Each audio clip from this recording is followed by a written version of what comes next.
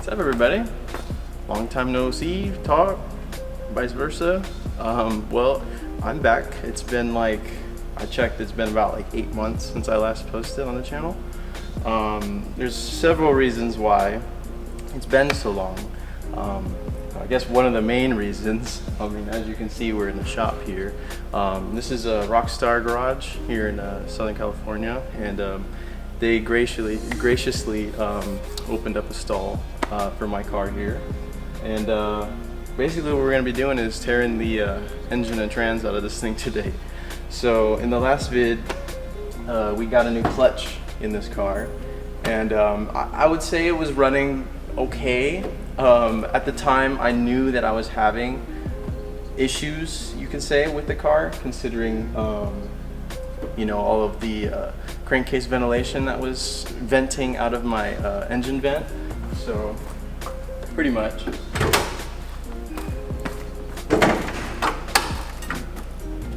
you look here, well, this wasn't there, but I have this rag here. Basically, what was happening is my vented oil cap was just spewing oil and vapor. It used to be this vent back here before I got the cap. It used to just be puffing out vapors and white smoke every time I'd lifted and shifted. So I had already known that the engine, you know, was not the healthiest and wasn't fully sealing the boost, but I don't think that was the root cause of what happened. So basically, when I was at the track, because I did go to the track after I put the clutch in, so we got there and I was gonna do a video. We actually started filming and everything, and my first session out there, I'm you know, ripping it. I'm just like really sending it. I only basically had just gotten heat in the car, heat in the tires, and then unfortunately I just started to, you know, lose power and then hear this banging or like knocking noise. I was like, and I had the helmet on, so it was really hard to hear. And I was just like, okay, well, something's obviously not right.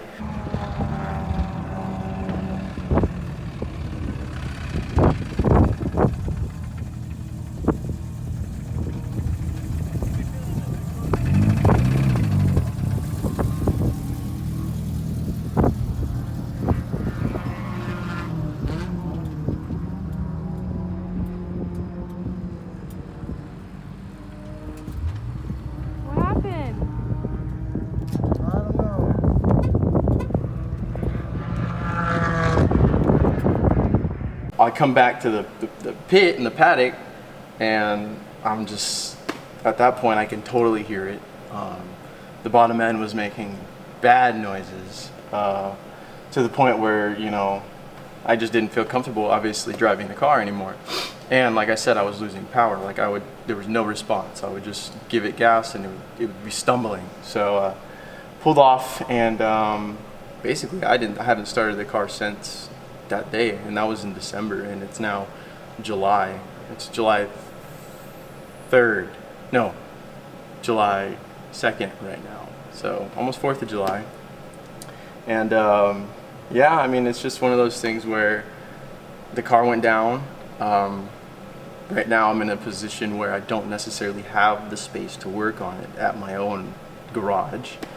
So like I said, they've graciously given us the space here, to, and this is Rockstar Garage.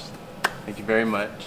They've given me the opportunity to go ahead and just kind of get this thing going. And, you know, I'm at the point now where, given this opportunity, I'm able to, you know, continue with the car, continue with the build. So, hope you guys enjoy this new chapter in this car's life, because obviously it can't run the car if it's got engine noise. So, what we're gonna do, I don't even know what has happened, and it's been 8 months. So, or I'd say 7 months since the track. So pretty much, I just want to get it out, see what happened, see what I did. Pretty much the rundown of what happened, I was just really driving the car hard, just revving it super high, engine braking really hard, and I'm pretty sure that's what caused the engine to fail. And I'm pretty like convinced that it's a rod bearing that I spun, because when I built the engine, it's literally almost 4 years ago now, I had built the engine myself. It's fully forged, Molly pistons, Manley H-beam rods, and King racing bearings. That's the bottom end. I've gone through the whole cylinder head as well. It's got stage 3 Piper cams, Mountoon dual valve springs. What else? Supertech Inconel sodium filled exhaust valves, Supertech nitride coated intake valves, and slight porting to the not the runners, but just the bowls above the valves. So there's been multiple versions, you can say, of this engine. Originally I had just built the bottom end, just a forged bottom end, and then I ended up, I cracked the head, and then I ended up lifting a head, just the constant learning and evolution of this engine and myself. You know, I've over the last, like I said, it's been 4 years since I put this thing in here, and I've learned so much just in the last, you know, 4. You can learn in this, especially if you're in my field. I mean, I'm a master tech at Toyota, so I deal with working on cars every day. And you know, like I said, I work at the Toyota, so I have a full-time job. So doing this type of stuff is kind of hard to come by with just like the free time, you know. So we're here now. It's been a while since I've been able to have fun with my car, and I'm kind of sick of that. So we're gonna go ahead and get this thing out and see what's wrong with it.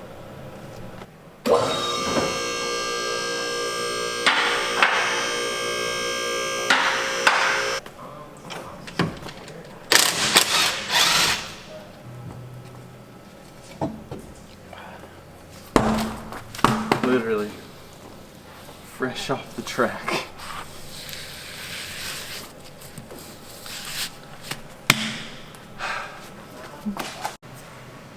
R1 Concept.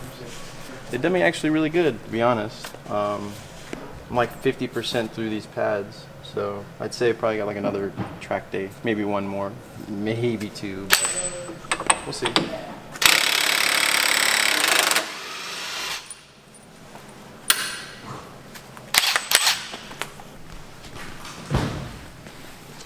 Can't reach my cap.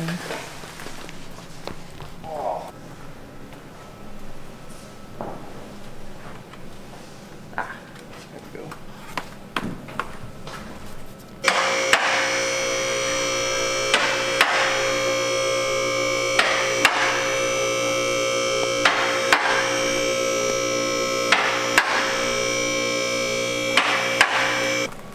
Oh man. Well, there is one thing that it definitely had a leak. So, a while ago, when I was taking apart the engine over and over again, like I said, I cracked the head, I lifted the head. Basically, in the process of having to do that so much, I was in a rush most of the time, and I was in a garage, so like I was just kind of pushed for space a little bit, just kind of trying to get it going as well. In that process, I learned something. You should really clean the threads out whenever you remove bolts, because if you don't, you can indeed crack your engine parts. As you see, there's oil right here, and pretty much all over this side of the engine. And if you look, I've attempted several times to kind of seal the oil pan, But this bolt right here, from it getting removed and put back in with new sealant over and over again, inside the oil pan, it actually cracked it. So I've been battling that leak for a while now. It's not terrible, but the car's been sitting for months, so it's probably just seeped through that crack. But hey, we're taking it apart. It's gonna get freshly rebuilt. It's gonna get a new oil pan because I have a short block at home, the original engine that I bought the car with. So yeah, it's just gonna be done right this time. I'm not gonna ball hone this short block. I'm gonna take it to a professional and he's gonna hone it and polish it, and we're gonna get a good ring seal so I'm not blowing by any boost like this one does, unfortunately. Well, did, but I'm gonna drain the oil. I haven't drained the oil. There's gonna be metal, I'm assuming, so we'll go ahead and see what's inside. See if my aim is good. I mean, I could just lower it, but I don't want to bend over. Oof, this is gonna be tricky. Okay, start with here.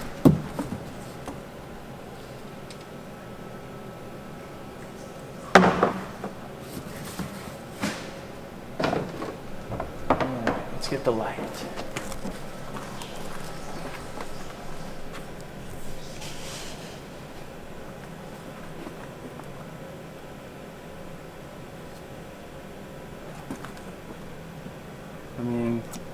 I mean, look, it's like fresh oil. This is literally changed the oil right before the track day. Went out, blew her up.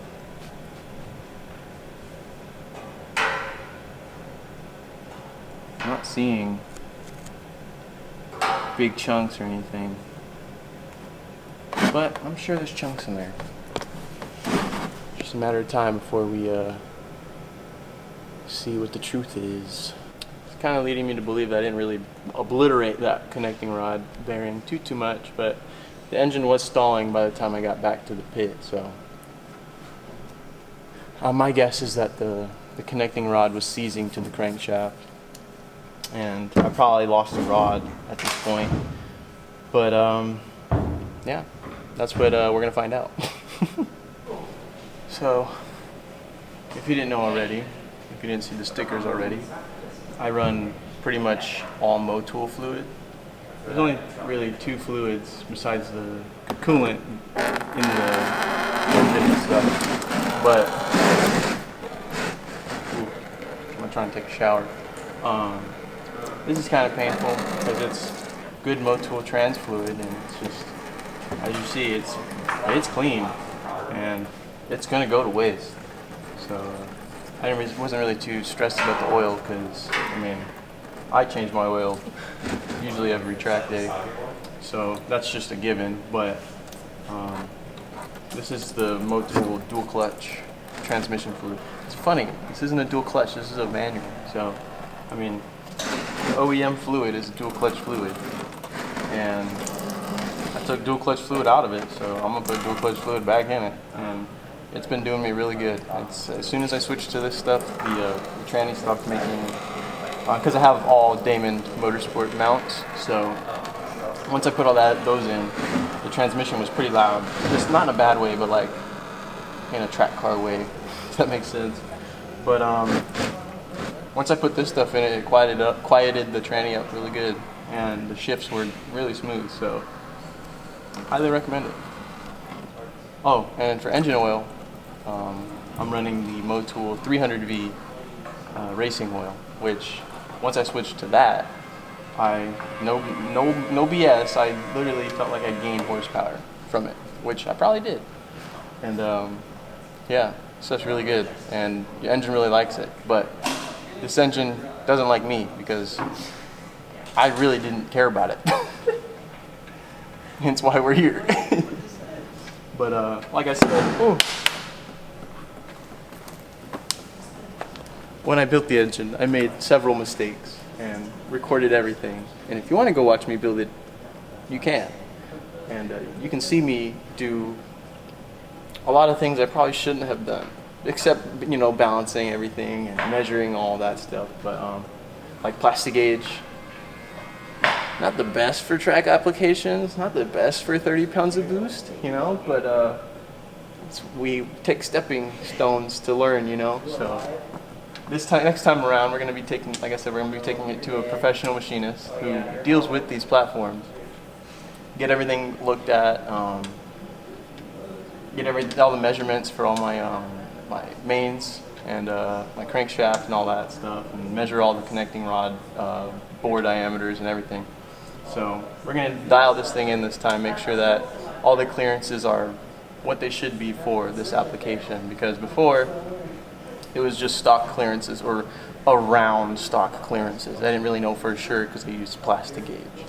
And like I said, as for the hone of the cylinders, I just used the ball hone. So 30 pounds of boost doesn't really like a ball hone. So we're gonna get it all honed right and then polished right. That way that when I get the new rings for the new set of rings for the new engine, everything will just work in harmony. It'll all meshed well and pretty much break in like it's supposed to. So yeah, got the fluid drain. I just gotta drain the coolant actually. And yeah, for coolant I use water wetter. Probably the best decision I could have done for this car, besides distilled water. I mean, it doesn't really get too cold here in SoCal, so I could use distilled, but water wetter is fine. Oh man. Oh man. Oh no. There we go.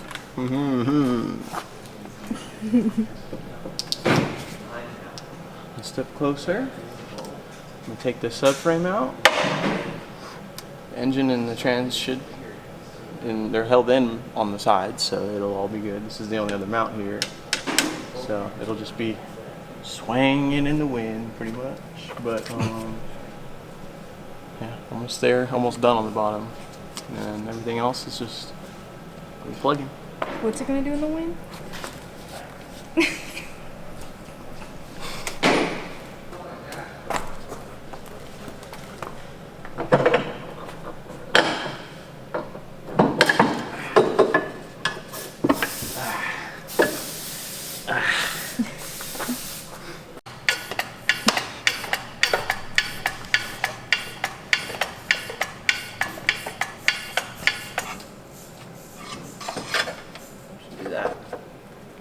That works, huh? Yeah.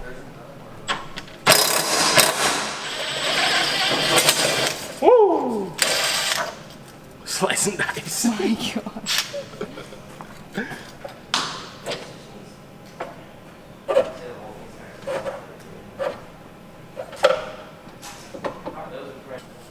Little dangly shouldn't hurt.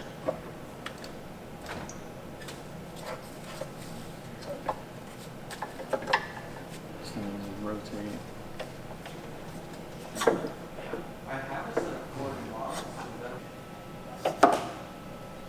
Oh yeah, look at that. Is that what you have? Another one? Nope. I'm using that. No. Oh, shoot.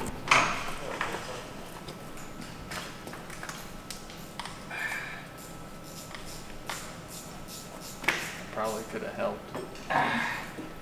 Gains, bro. Gains. We don't hit the gym around here. That sounds heavy. That's.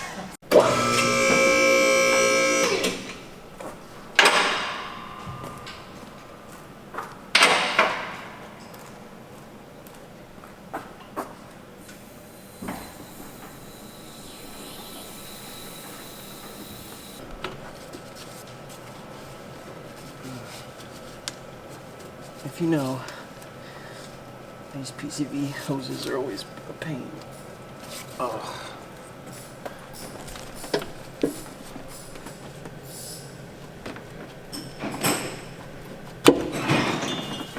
Go ahead and knock yourself while you do it too.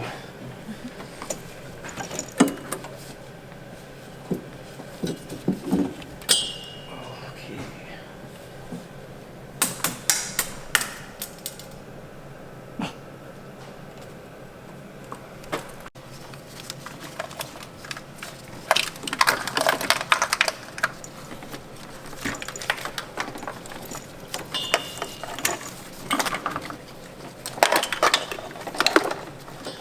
And just so you guys know, I was currently running these little, I don't even know what to call them, pod crimps.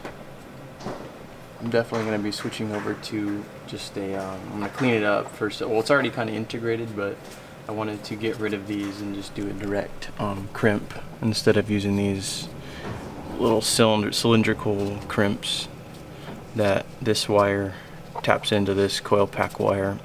And if you didn't know, it's part of the stratified auxiliary fueling, which the fuel rail is right down here. I don't have the 4-port, I just have the extra 2 injectors. But yeah, I'm just working on getting all these wires off here, and that much closer to getting this thing out.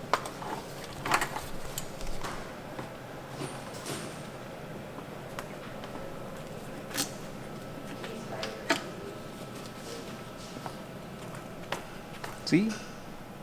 Right there. Well, I had to chop my vacuum line, but it's okay. I had more slack. But high pressure fuel pump. It's fed from the low pressure right there, and then it tees off to this line that I've, jerry-riggedly insulated so it doesn't rub on everything. Straight to that fuel rail. No return, just because it's only supplying 2 injectors, so it's not really much demand. And yeah.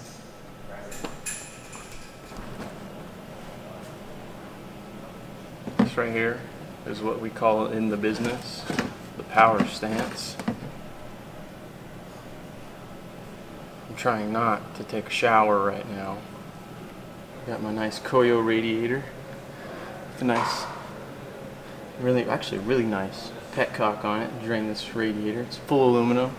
Thanks to all the homies who pitched in for it. I didn't buy it. Got it for my birthday. It's my 25th birthday.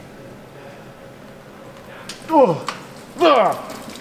Turning 28 this year. Oh, that tastes fucking fantastic. Oh. You taking a bath over there? I am taking a bath over here. Oh God. Need the assistance? It would really be nice if I had like there was a hose connection, but they don't want to make it that easy. Oh, what does it taste like? Ugh. Why does it smell like burnt rubber under here? Oh man. Doesn't it? It's just, that's the way it smells, dude. I feel like I'm getting high by being here. Hey, this piece of aluminum is probably best off the top of the trash can. Like, I know you're using it to hold your bucket up, but the drippage would go in the trash can. And the trash can's sealed. But, you're good. Just I didn't think it would be such a mess. It happens. We're really good at making messes. Where is it coming from? Oh, The drain. tiny little... The drain. That's convenient. You know what I might do? I might do what I did that one time when I Bank. took my turbo out. I might just drain it from the coolant line on the turbo. Make that the lowest point and then go from there. So, we are definitely going to rethink this. Process. Rethink this whole Tasting it. I'm trying not to taste it. I'm trying to blow it out. Oh, sharp objects. So, if you didn't know, the more you know, the better. But the lowest part of the coolant system becomes the most effective drainage point. Now, not reclaiming, but capturing the coolant is the hard part, as you can see here. Kind of struggling at the moment, but if you've ever worked on cars and done anything regarding coolant, it's inevitable. So you can only do what you can. So basically what I'm doing now is I removed the coolant line from the turbo, and I'm currently using it to drain the coolant from the car. In order to drop the engine, we have to remove the radiator hoses. So, now that one is only going to drain the head, which is pretty much the only thing we need to drain right now, because that's where the radiator hoses connect. So everything in the block is still there. We're gonna have to deal with that when we take the engine apart, which is gonna be a mess as well. So yeah, I'm gonna put this line back on and take these hoses off.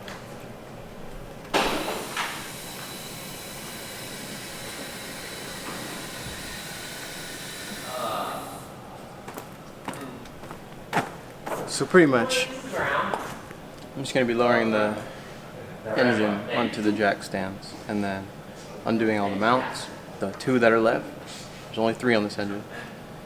The driver's side and passenger side are gonna get removed, and we'll lift the car, and we're gonna see all their guts just on the floor. So.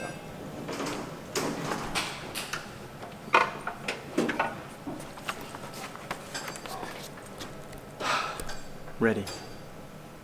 Let's do it. You're like an extra set of eyes?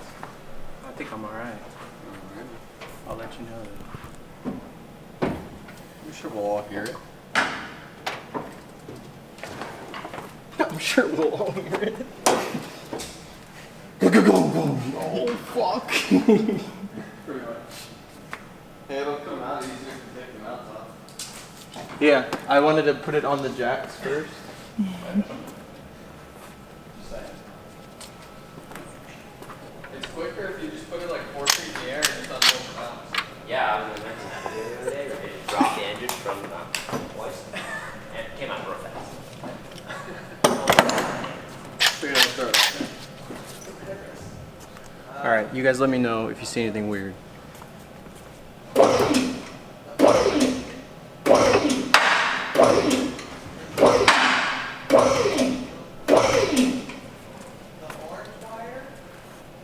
The big one? Oh yeah, I see it. The one switch. Alright, that's a blower. Nothing weird. Yeah.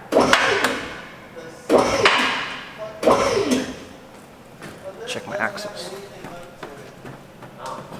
Okay.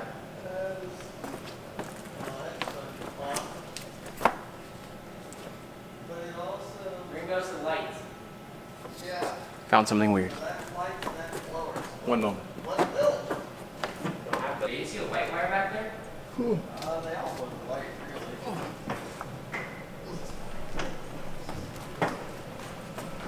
Okay, let's go.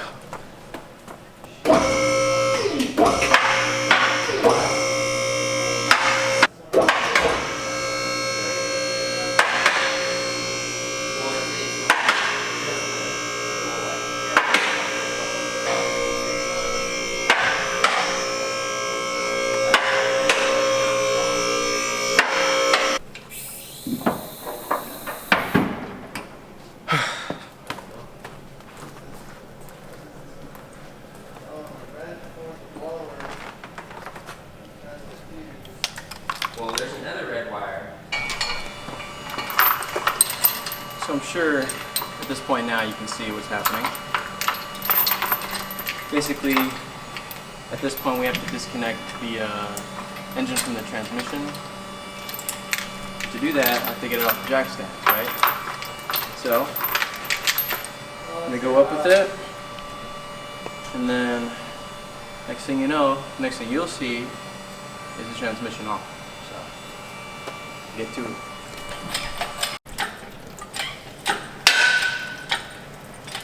Leaning a little bit, but we gotta take the tranny off, so that's what's holding it down.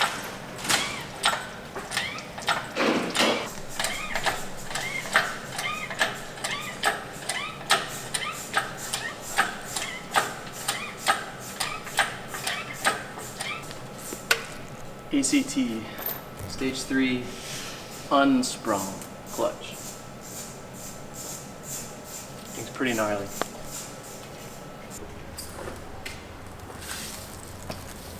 All right, so we're pretty much at the point where I put the subframe back in the car, and we're gonna be able to roll it around because the car's not gonna stay here.